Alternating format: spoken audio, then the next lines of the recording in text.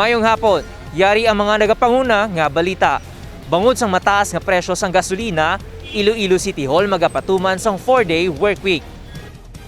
Ginpahayag ni Mayor Jere Treñas nga magapatuman sang 4-day work week ang Iloilo City Hall. Sa baylo nga 5 ka adlaw ang trabaho sa isa ka semana, mahimo na lamang nga 4. Ini magasugod sa masunod nga semana bilang sabat sa wala untat nga pagsaka sang presyo sang gasolina, epekto sang pagmahal sang langis dala sang gyera sa Ukraine kag Russia. Sunod kay Mayor Treñas, ang suhestyon ang nagikan kay NEDA Chief Carl Chua para mahatagan man sang ligwa ang mga empleyado sang gobyerno nga makapanghanda.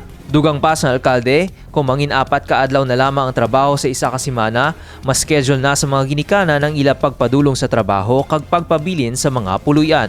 Sa sini nga paagi, mahagan-hagan man ang gastos sa pamasahe kag mabudget ang mga kinahanglanon. Para makabulig pa, ginmando ni Mayor Jere Treñas ang paggamit sang modern jeepneys nga amo ang magasugat kag dulong sa mga empleyado gikan sa mga district plaza padulong sa Iloilo City kada adlaw. Ginatunan man sang lokal nga panguluhan ang iban pa nga mga pamaagi para makakinot ilabi na sa paggamit sang gasolina. Nahibaluan, nagalawot masobra 70 ang kada litro sang gasolina, samtang masobra 60 naman ang litro sang diesel. Para sa mga ordinaryo nga pumuluyo nga nagaatubang sang pagpanghangkat kaangay sang pandemya, dugang na nga palasanon ang pagsaka sang presyo sang gasolina bangod sang epekto sini sa mga balaklon. Pasalig ni Mayor Treñas, hindi maguntat ang iya liderato sa pagpangita sa mga solusyon sa anuman nga problema nga ginapangatubang sang komunidad.